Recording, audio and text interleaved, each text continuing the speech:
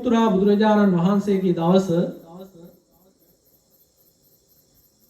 සීවිලි හාමුදුරුවෝ ඒ ආත්මාවේ ජයන්ත කියලා රජතුමා කෙනෙක්. නිරන්තරයෙන්ම බුදුහාමුදුරන්ට එන්න කියලා දානි පූජා කරනවා. හැමදාම වගේ දානි පූජා කරනවා. ඒ හින්දානේ ওই විදිහට ලැබුණේ නේද? හැමදාම දානි පූජා කරනවා. දවසක් මේ පියුමුතුරා බුදුරජාණන් වහන්සේ ලාභීන් අතර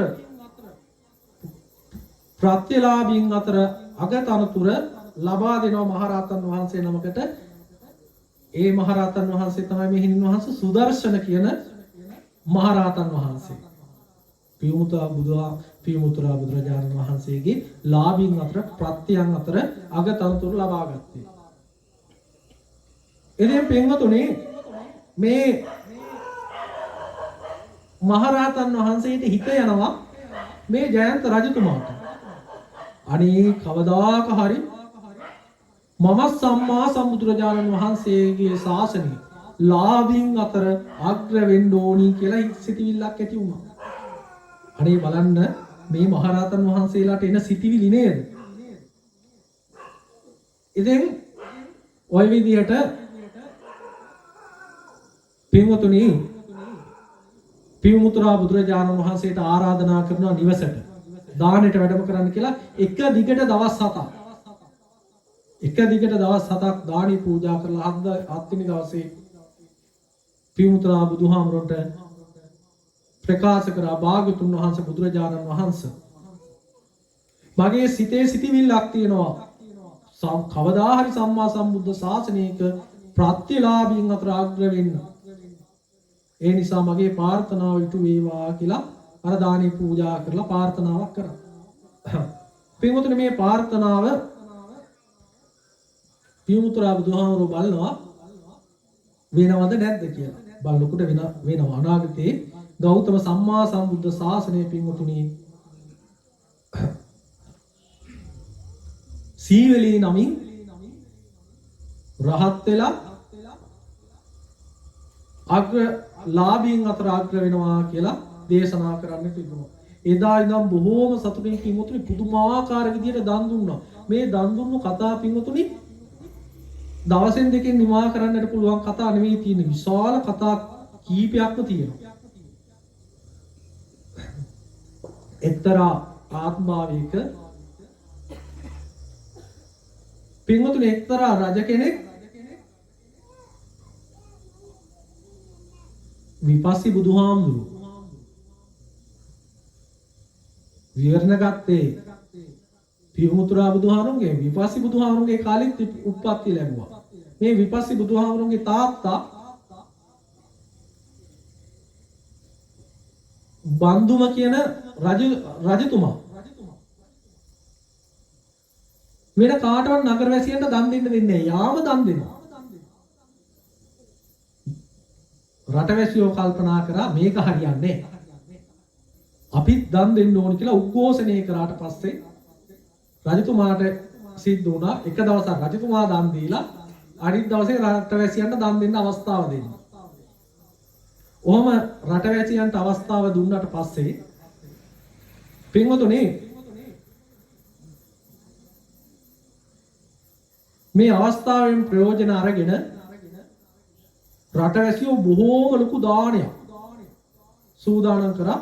මේ දානෙට පින්වතුනි 68 ලක්ෂයක් බුද්ධ ප්‍රමුඛ මහා රහතන් වහන්සේලා. කෙනෙක්වත් පින්වතුනි නිකන් හාමුදුරුවෝ නෙවෙයි මහරහතන් වහන්සේලා. මුළු ගමක්ම එකතු වෙලා නගරයක්ම එකතු වෙලා පින්වතුනි දන් දෙන්න අවස්ථාව කරගත්තා. උදා කරගත්තා. ඔය ගමේ කට්ටිය මේ වාගේ ඉන්න මේ ගමේ කට්ටිය මේ වාගේ ඉන්න ඔහොම බෙදාගත්තා. 68 ලක්ෂයක් මහරහතන් වහන්සේලාට දානි පූජා කරා. කොහොම දානේ කිසිම අඩුපාඩුවක් නැතුව දැන් දානි දෙන්න සූදානම් වෙනකොට එතන හිටපු සංවිධායක මණ්ඩලයේ එක්කෙනෙක් කිව්වා අයියෝ මෙතන මී කිරි පැණි නෑනේ කියලා කිව්වා. දැන් අර හැමදේම තියෙනවා පවණමක් හදලා තිබුණ නැත්නම් අවුල් ගන්නවනේ නේද? හැමදේම තියෙන දේවල් නෙවෙයි හිතන්නේ නැති පවණම ගැන තමයි ගොඩක් අය හිතන්නේ. දැන් හැමදේම තිබුණා නමුත් මේ කිරි පැණි නෑ. ඔතන හිටපු සංවිධායක මණ්ඩලයේ කට්ටිය කහවණු 1000ක් දීලා කිව්වා කොහෙන් හරි ගිහිල්ලා කතා අහන්න ඕනේ කොහෙන් හරි ගිහිල්ලා මේ පැණි මොනවාද කිරි අරන් එන්න කියලා. ඉතින් මෙයා ගියා. හොයාගෙන යනකොට පින්වතුනි මේ සීවිලි මහරහතන් වහන්සේ ඒ ආත්මාවේ දුප්පත් වෙලෙන්දේ කැලේට ගිහිල්ලා මේ පැණි අරගෙන කිරි හට්ටියකුත් දොවාගෙන අරගෙන එනවා. මේක දැකලා ඉවරලා කිව්වා ඔයාට කහවණුවක් දෙන්නම්. අර දුන්නු කහවණු 1000ම දෙන්නේ. කහවණුවක් දෙන්නම් මේ ටික දෙන්න කියලා. එතකොට අපිට තේරෙන දෙයක් තමයි මේ කාලේ පින්වතුනි කහවණුවක් තරම්වත් අරක වටින්නේ. කහවණුවකට නම් දෙන්නේ. එහෙනම් 2ක් 3ක් 4ක් 5ක් කොහොම වැඩි කරගෙන 10ක් 100ක්. අනේ එහෙනම් ඕක 1000කටවත් කහවණු දෙන්නකෝ කියලා කිව්වට පස්සේ අහනවා ඇයි මේ 1000කට ඉල්ලන්නේ මේක? ඊට පස්සේ කියනවා විපස්සී බුදුහාමුදුරුවෝ ප්‍රමුඛව 68 ලක්ෂයක් මහරහතන් වහන්සේ වැඩලා ඉන්නවා. ඒ උන්වහන්සේලාට දානේ පූජා කරන්න තමයි දානෙට අඩුපාඩුයි මේ කිරි පැණි ඒ නිසා තමයි ඉල්ලන්නේ කියලා. එහෙනම් කියනවා කහවණු මට එකක්වත් එපා. මට පූජා කරන්න අවස්ථාව දුන්නොත් මේක දෙනවා කියලා. අර තනත්තා කල්පනා කරලා ඒකත් කමක් නෑ. එහෙනම් ඔය ඇවිල්ලා පූජා කරන්න කියලා එක්කන් එනවා. බලනකොට පින්වතුනි මේ පැණි බෝතලේ කිරි හට්ටියේ ඇතිද 68 ලක්ෂයකට මහරහතන් වහන්සේලාට පූජා කරන්න. පින්වතුනි මේ සීවිලි මහරහතන් වහන්සේ ඒ වෙනකොට කොච්චර දන් දීලා තියෙනවද කියනවද? බුදුහාමුදුරන්ට හැන්දක් බෙදනකොට අර ගත්තු කිරි හැන්දේ ප්‍රමාණයට ආයි ටිකක් ඇවිල්ලා. ඉවර වෙන්නේ ගන්න හැන්ද පීරෙනවා. 68 ලක්ෂයක් මහරහතන් වහන්සේලාට පින්වතුනි දානේ පූජා කරගන්න තියෙනවා. කවුරු සාදු කියනවා. පින්වතුනි විපස්සී බුදුරජාණන් වහන්සේ බලනවා මේ පින්වන්තයා කවුද කියලා. බලනකොට අනාගතයේ ගෞතම බුද්ධ ශාසනයේ අග්‍රලාභීන් අතර අග්‍ර වෙන කෙනා තමයි පින්වත් කෙනා තමයි මෙයා. බොහෝම ප්‍රශංසා කරලා ආශිර්වාද කරා ඔබේ ප්‍රාර්ථනාව ඉටු වේවා කියලා. පින්වතුනි මහරහතන් වහන්සේලාටත් මේක වැදගත් කතාවක්. අහන්න කවුරුත් හොඳින් අහන්න ඕනි කතාවක්. විපාක හම්බ වෙනවා. කරපු අකුසල් හම්බ වෙනවා. අග්‍රලාභී සීවිලි මහරහතන් වහන්සේටත් පින්වතුනි කර්මයක් පරිසම් දුන්නා. මොකද්ද මේ කර්මය? එක් ආත්මභාවික පින්වතුනි මේ රජ පවුලක ඉපදෙනවා. රජතුමා මිය යනවා. අවුරුදු 16යි. ඉන්නේ එකම පුතා.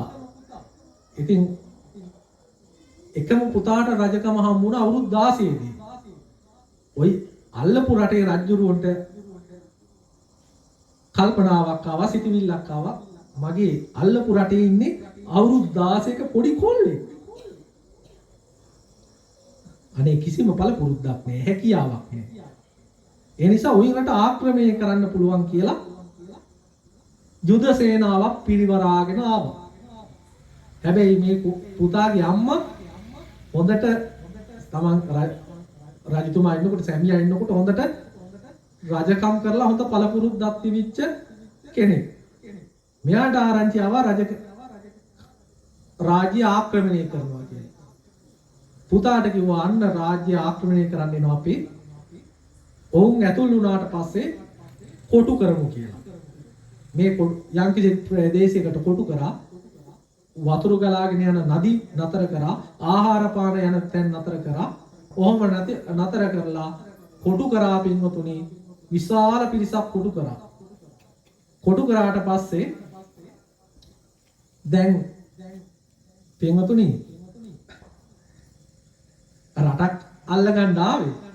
නමුත් ජීවිතේ බේරගන්න බැරි වුණා. ඒ අතර පින්වතුනි මේ පින්වන්තයෝට දෙවියෝ පිහිට වෙනවා.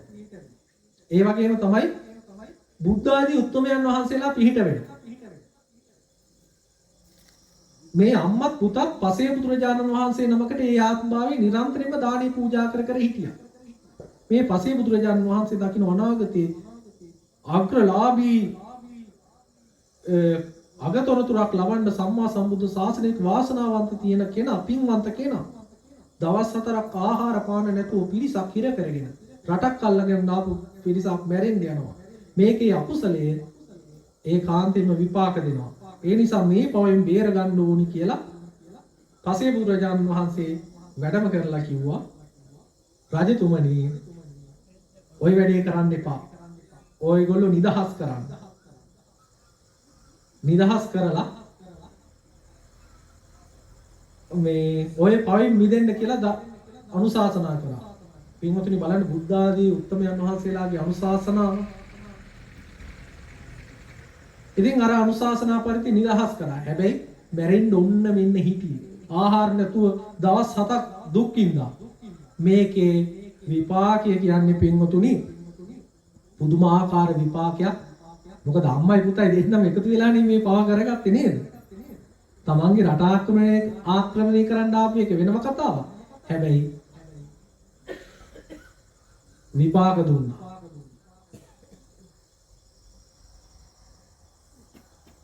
මේ සීවලී මහරහතන් වහන්සේ පින්වතුනි මහා මායා දේවියගේ ඥාති පරපුරේ කෙනෙක්. බුදුහාමුදුරගේ ඥාති. ශාක්‍ය පරපුරේ වගේම කෝලිය පරපුරේ ශාක්‍ය පරපුරේ අම්මා, කෝලිය පරපුරේ තාත්තා. ඉතින් මේ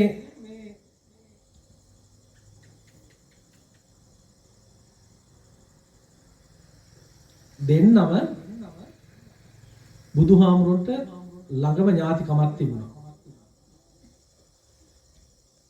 දැන් සීවලි හාමුදුරුවෝ මව් කුසේ ඉන්නකොට මේ සුප්පාවාසා කියන තැනැත්තියගේ කුසේ තමයි ඉපදුනේ. ඔබ හිතනවද මව් කුසේ කොච්චර කල් හිටියා කියලා? අවුරුදු 7යි. මාස 7යි. සති 7යි.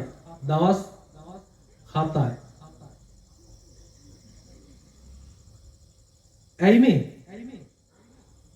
අර දවස් 7ක් පිරිසක් හිර කෙර තැබීමේ විපාකය. හැබැයි පින්වන්තකම කියන්නකො බලන්නකො පින්වතුනි. මේ සුප්පාවාසා දේවිය ගැබ් ගත්තු දවසේ ඉඳන් අනේ මියා ගැබ් බැරගෙනනේ.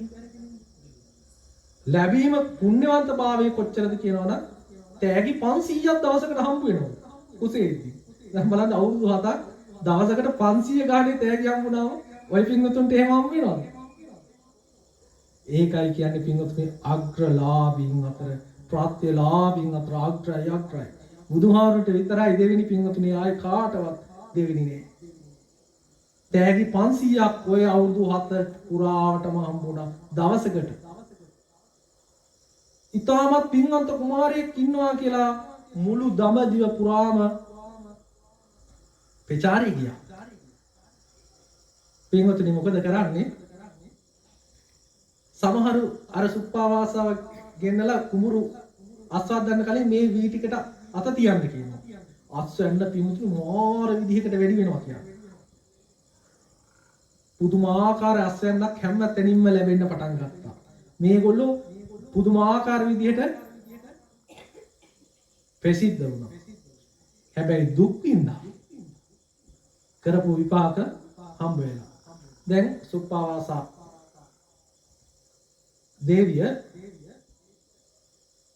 පින්වතුනි අන්තිම කාලේ ඉපදෙන්න ඕන මෙන්න තියෙද්දි ගොඩාක් දුකටපත් වෙලා වේදනාවටපත් වෙලා තමන්ගේ සැමියාට කියනවා බුදුහාමුදුරන්ගේ ඥාති පරපුරේ මහා මායා දේවියට ළඟම ඥාතිකමක් තියෙන මම දරු කුසල්තිය සිද්ධ කරන්නේ නැතු දරු කුසේ දැන් අවුරුදු 7ක් ඉන්නවා. දරුවෙක් මම දැන් මැරෙන්න ඒ තරම් මැරෙන්න තරම් වේදනාව මම දැන් මේ යන්න ඔන්න මෙන්න ඉන්නේ. අනේ මම මිය යන්න ඉන්නවා ඊට කලින් ජීව මතක දානයකට ගිහිල්ලා බුදුහාමුදුරට ආරාධනා කරලා එන්න කිව්වා. මගේ සැමියා යනවා ජීව දානයකට බුදුහාමුදුරට ආරාධනා කරන්න. ආරාධනා කරන්න ගියාට පස්සේ කියනවා අනේ මගේ බිරිඳ මිය යන්න ඕන මෙන්න ඉන්නේ. වහන්සේට ඊට කලින් දානයක් පූජා කරගන්න ඕනි. බුද්ධ ප්‍රයෝග මහා සංඝ රත්නය මගේ නිවසට වැඩම කරත්වා කියලා ආරාධනා කරන කවුරු සාදු කියමුකෝ. මේ ආරාධනාව කරනවත් එක්කම එයි මේ දානි කරන්න කියලා බුදුහාමුදුරු දැනගෙන සුප්පාවාසාව සුවපත් වේවා කියලා බුදුහාමුදුරු ආශිර්වාද කරා.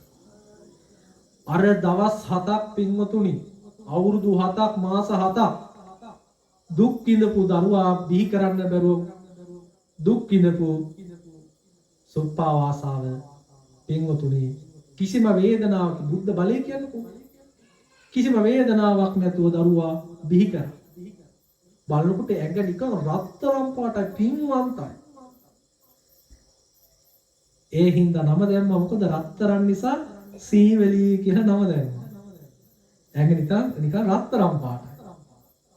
අපේ ඇඟ රත්තරන් පාටයි.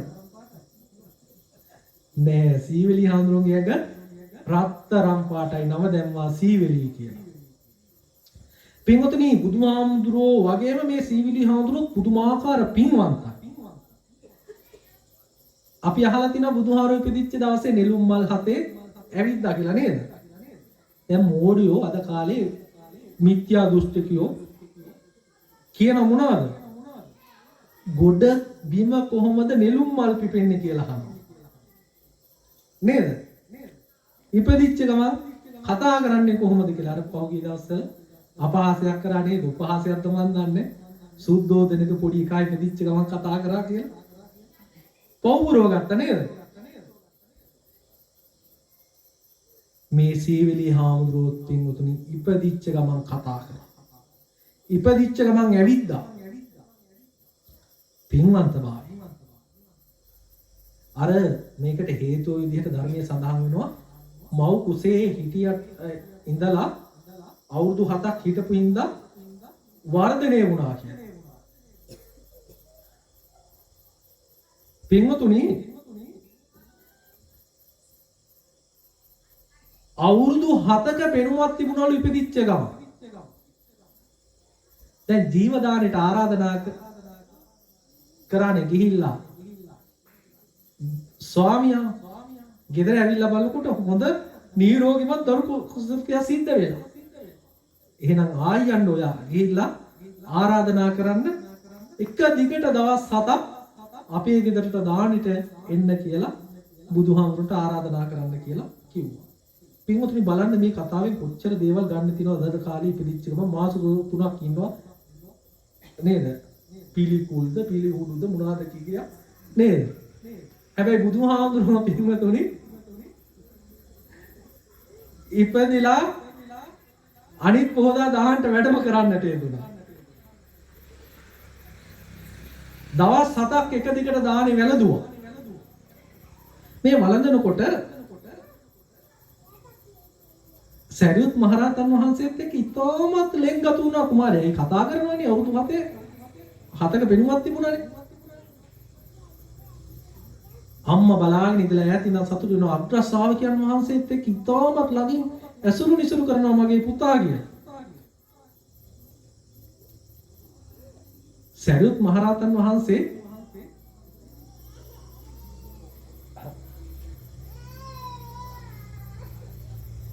අදහසක් ගත්තා මේ කුමාරයා පැවිදි කරන්න ඕනේ කියලා.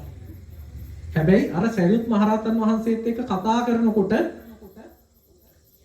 ආසාවක් ඇති වුණා මේ සෝවාන් වෙලා හිටපු සුප්පාවාසා තැනැත්තියට. බලන්න සෝවාන් වෙලා හිටියත් දරු සෙනෙහස ආදරේ තියෙනවා. අනේ මගේ පුතා අග්‍රශ්‍රාවකයන් වහන්සේත් එක්ක කතා කරනවා හරින වරතයි. ආසාවක් ඇති වුණා. මේ ආසාව නැති කරන්න බුදුහාමුදුරුවෝ ඇහුවා සුප්පාවාසාවනි ඔබට තව දරුවෝ කොච්චර ඕනිද?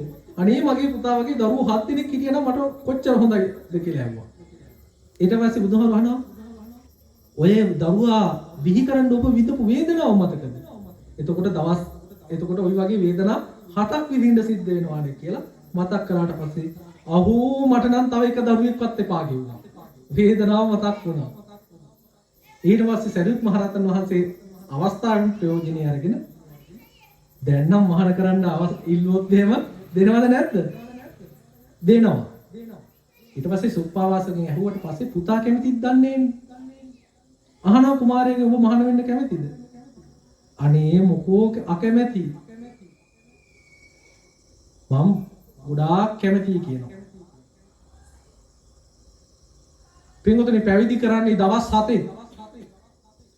පින්වතුනි අඩුම වයසදී පැවිදි වෙච්ච කෙනා තමයි මහරහතන් වහන්සේ තමයි දවස් 7න් පැවිදි වුණු සීවිලි මහරහතන් වහන්සේ සාදු කියන. පින්වතුනි මේ සීවිලි මහරහතන් වහන්සේ රහත් උනේ පැවිදි වෙන්න පෙර.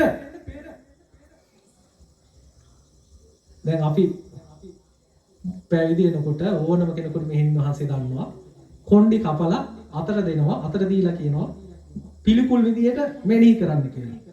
කේසාලෝමා නකා දන්තා චතු නේද මෙහෙණින් වහන්සේ?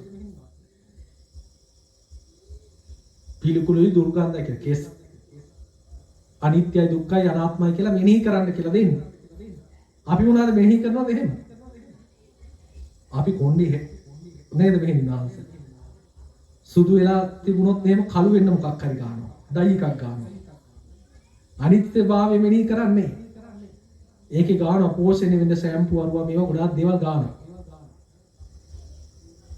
නමුත් මේ අවුරුදු නෙවෙයි දවස් 7 කුමාරයා කෙස් කපලා දෙනකොට මෙනෙහි කරන්න කියලා කියනකොට පළවෙනි පාර මෙනෙහි කරනකොට කේසාලෝමානකා දන්තා චතෝ කියනකොට සෝවාන් වුණා. දෙවෙනි පාරත් මෙනෙහි කරන්න කියලා සරිත්තාමුරු කේසාලෝමානකා දන්තා චතෝ කියනකොට පින්වතුනි සකු르දාගාමී වුණා. ඊළඟට අනාගාමී වුණා. ඔහොම පින්වතුනි අරහත් වුණා. නිවන් දැක්කේ පින්වතුනි මහාන වෙන්න කලින් කවුරු සාදු කියමු. මේ අවස්ථාවේදී සරියුත් මහරහතන් වහන්සේ හිතනවා කල්පනා කරනවා මේ කේස් දීලා මෙයාට මේක තේරෙන්නේ නැද්ද දන්නේ නැහැ කියලා. මේවා අනිත්‍යභාවය මෙනෙහි කරන්න කියනකොට මට හොඳට පුළුවන් ඔබ වහන්සේ අවවාද අනුශාසනා විතරක් කරන්නකෝ. මං ලේ කලයක ඉන්නා වගේ පුදුමාකාර දුකක් හිර වෙලා ගුහාවක් ඇතුලේ ලේ කලයක ඉන්නා වගේ කිව්වා. අම්මගේ බඩකුසේ අවුරුදු 7ක් හිටියේ. ඒකම ඇති මට මේ වේදනාව තේරුම් ගන්න කියලා පින්වතුනි. ඒ වේදනාව මෙනෙහි කරලා පින්වතුනි රහත් වෙච්ච උත්තමයන් වහන්සේ නමක් තමයි අපේ සීවිලි මහරහතන් වහන්සේ. කවුරු සාදු කියනවා. පින්වතුනි මේ මහරහතන් වහන්සේ ආරාමයට ගියාට පස්සේ දවසකට දානෙට දාන 1000ක් ලැබිලා තියෙනවා. දාන කීයක්ද? 1000ක්. ඔබ මීට පෙර අහලා නැතුව ඇතිනේ. දවසකට දාන 1000ක්. හැබැයි අපේ පන්සලටත් හම් වෙන්නේ මෙහෙණින් වහන්සේ දාන 3ක් හම් වෙන දවසක් තියෙනවා. හැබැයි සීවිලි මහරහතන් වහන්සේගේ පින් බලයට පින්වතුනි දාන 1000ක්. අනේ අර පින්වන්ත කුමාරයා ඉපදිලා අම්මා ගියානේ අස්වැන්න අත ගහන්න. ඒ අස්වැන්නත් අරගෙන අපිත් දානයක් දෙන්න ඕන කියලා හැමෝම එන්න පටන් ගත්තා. ඉතින් මේ පින්වන් දාන මොකද කරේ? අවට තියෙන විහෙර විහාර සේනාසන වලට බෙදන්න පටන් ගත්තා. මුළු පළාතම විසුණු වහන්සේලාට පින්ඩ පාතේ යන්න ඕන නැති වුණා. සීවිලි හාමුදුරුවෝගේ පින්වන්ත භාවයට දානි හම්බුණා. මුන්වහන්සේ කල්පනා කරනවා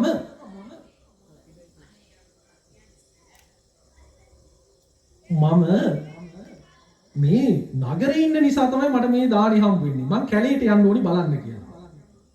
පින්වතුනි චාරිකාවක යෙදෙනවා. පින්වතුනි හිමාලයේ කන්ද පාමුලට යනවා. මහරහතන් වහන්සේලා 500ක් සමග.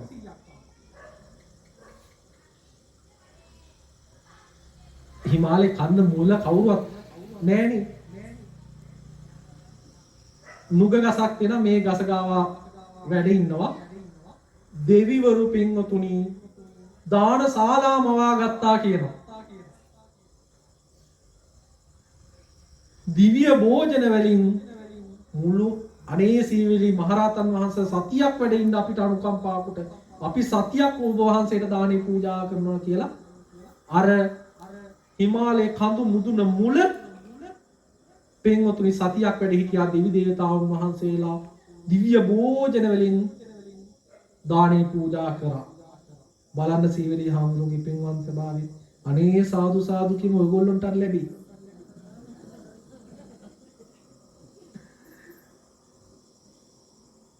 දෙවිනි සතිය උන්වහන්සේ පාණ්ඩව පර්වතයට වැඩම කරන්නට යෙදුණා. තව ටිකක් උඩට නැංගා කන්දේ. පාණ්ඩව පර්වතයට අධිකෘත දෙවි දේවතාවුන් වහන්සේලා පින්වතුනි දන්සල් මවා ගන්නට යෙදුණා. මේ දානේ ලැබෙනවට කැලේට ගියපු මහරහතන් වහන්සේ දිව්‍ය භෝජන වලින් සංග්‍රහ කරන්නට යෙදුණා. ප්‍රණීත ආහාර වලින් අනේ සතියක් මේ පාණ්ඩව පර්වතයේ වැඩ ඉන්නසේක්වා කියලා ආරාධනා කරලා පින්වතුනි මිනිස්සුන්ගේ දානේ වගේ නෙවෙයි දෙවියන්ගේ දානේ. මහා විශාල දානශාලාවල් මවාගෙන දානේ පූජා කර අර 500ක් දෙනා වහන්සේටම කවුරු සාදු කියන. පින්වතුනි හිමාල කඳු මුදුනින් පටන් ගන්න නදියක් තමයි අචිරවතී ගංගා. සීවිලි මහරහතන් වහන්සේ ඊළඟ සතියේ අචිරවතී ගංගා පාමුලට වැඩම කරන්නට යුතුයනවා. මේ නදියට ගංගාවට අධිග්‍රහිත දෙවි දේවතාවුන් වහන්සේලා අර දෙවියෝ වගේම දානශාලාවක් මවා ගන්නට යෙදුණා. දානි පූජා කරන්නට යෙදුණා සාදු කිය. පින්වතුනි මේක හරියන්නේ සාගර පතුලට වැඩම කරන්නට යෙදුණා. සීවලිහාරු සාගර පතුල කියන්නේ හිතා ගන්න පුළුවන් නේද? දානි කොහෙන්වත් ලැබෙන්න විදියක් නෑ. සාගර පතුලට වැඩම කරන්නට යෙදුණා මහරහතන් වහන්සේලා 500ක් එක්ක. සාගර පතුලේ ඉඳන් පින්වතුනි සාගර පතුලට සාගරයට අධිකෘත දෙවි දේවතාවුන් වහන්සේලා දිව්‍ය විමාන දිව්‍ය මාලිගා මවාගෙන දන්ශාලා මවාගෙන උපස්ථාන කරන්නට යෙදුණා. දානේ පූජා කරන්නට යෙදුණා. සාදු.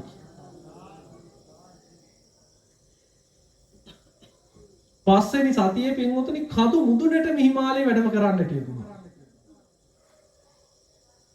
පින්වතුනි කඳු මුදුනට අධිග්‍රහිත දෙවි දේවතාවුන් වහන්සේලාත් අර වගේම දානි පූජා කරන්නට යෙදුණා. පෙර දෙවි දේවතාවුන් වහන්සේලා වගේම සාදු කියන. හයවෙනි සතියේ පින්වතුනි උන්වහන්සේ වැඩම කරන්නට යෙදුණා චන්ද දත්ත කියන විලගාවට වැඩම කරන්නට යෙදුණා. මේ චන්ද දත්ත කියන විලට පින්වතුනි නිතරම වතුර බොන්න එනවා. චන්ද දත්ත කියන ඇත්කුලේ හස්ති මහා විශාල ඇත්තු වෙනවා. මේ ඇත්තු පින්වතුනි පළවැල නෙලාගෙන දෙවි දේවතාවුන් වහන්සේලාත් එක්ක එකතු වෙලා දානේ පූජා කරන්න කියුණා. අඩුවක් නොවෙන්නට පෙර දෙවි දේවතාවුන් වහන්සේලා දානේ පූජා කරා වගේම පින්වතුනි සාදු කිය. පසේ බුදුරජාණන් වහන්සේලා වැඩ ඉන්න ගුහාවක් තමයි පින්වතුනි ගන්ධමානව කියන පර්වතය. මේ ගන්ධමානව පර්වතයේ පින්වතුනි නාගදත්ත කියලා ගසක නාගදත්ත කියලා දෙවි කෙනෙක් හිටියා.